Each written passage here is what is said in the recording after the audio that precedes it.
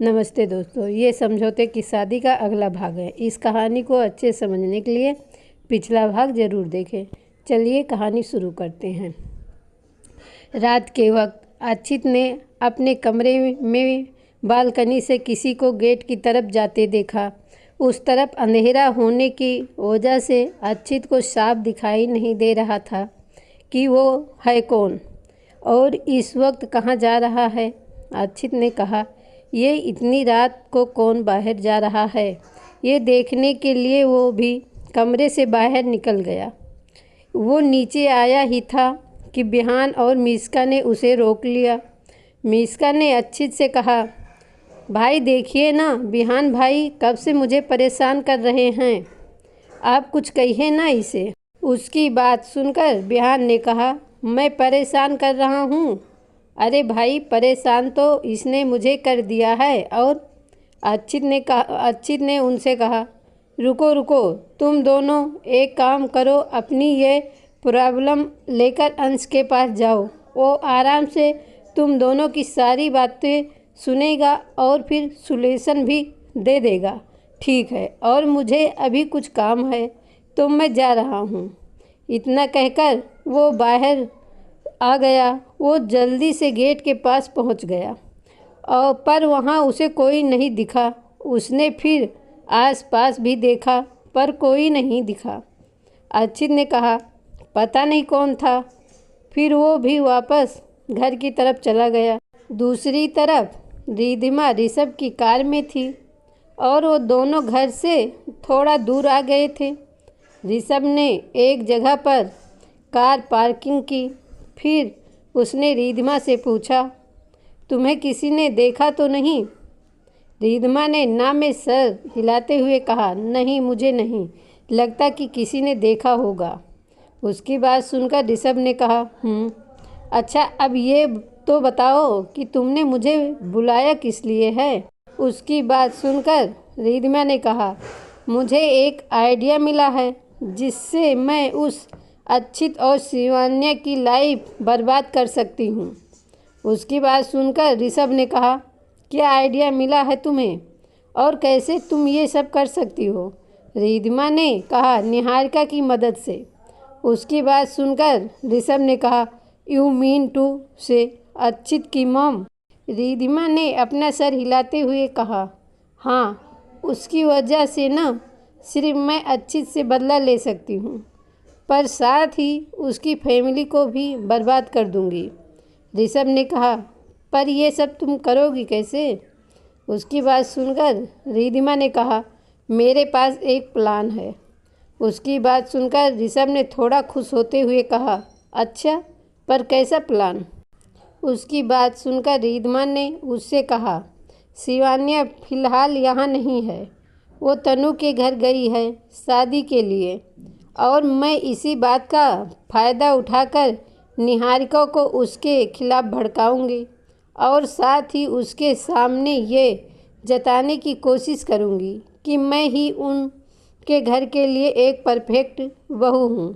और फिर मैं उस शिवान्या के खिलाफ इतना भड़का दूंगी कि वो खुद ही शिवान्या को घर से बाहर निकाल देगी और खुद अपने बेटे की शादी मुझसे करवाएगी। और फिर मैं क्या करूँगी ये तो तुम जानते ही हो। ऋषभ ने रिद्धिमा से कहा, पर तुम्हें यकीन है ये प्लान कामयाब होगा? उसकी बात सुनकर रिद्धिमा ने कहा, 100% काम करेगा।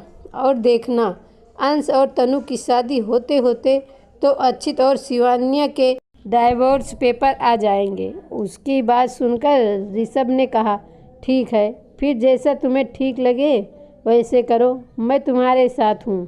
रिद्धिमा ने अपना सर हिला दिया। कुछ देर बाद ऋषभ फिर रिद्धिमा को वापस अंश के घर ड्रॉप कर दिया और वहाँ से चला गया। रिद्धिमा भी छुपते छुपते कमरे में आ गई तनु के घर। शिवान्या, करण और तनु तीनों बैठकर बातें कर रहे थे। तनु ने करण से कहा, कल मेरा संगीत है, अगर डांस में कुछ भी गड़बड़ हुई ना तो देख लेना। करण ने कहा, अरे तो ये बात मुझे ही क्यों बोल रही है, मैं अकेला ही थोड़ी डांस करने वाला हूँ। उसकी बात पर तनु ने कहा, हाँ पता है, तू अकेले डांस नहीं करने वाला, पर तुझे इनफैक्ट सबको पता है कि यहाँ पर सबसे बेकार तू ही डांस करता है। उसकी बात सुनकर करण ने शिवान्या को देखा। शिवान्या ने धीरे से अपना सर हाँ में हिला दिया। करण ने कहा, अगर ऐसी बात है तो फिर करवा ही क्यों रही है मुझसे डांस? नहीं करूँगा मैं डांस कल, ठीक है? उसकी बात सुनकर तनु ने कहा, बिल्कुल नहीं, डांस तो तुझे करना ही पड़ेगा। उसकी बात सुनकर करण ने कहा, पर क्यों?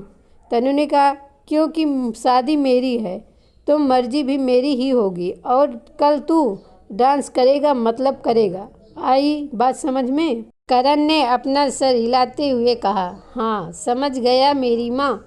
शिवान्या ने कहा, अच्छा ये सब छोड़ो और तुम?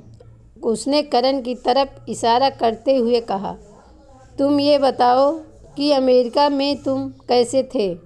हमें तो लगा ही नहीं था कि तुम कभी वापस आओगे।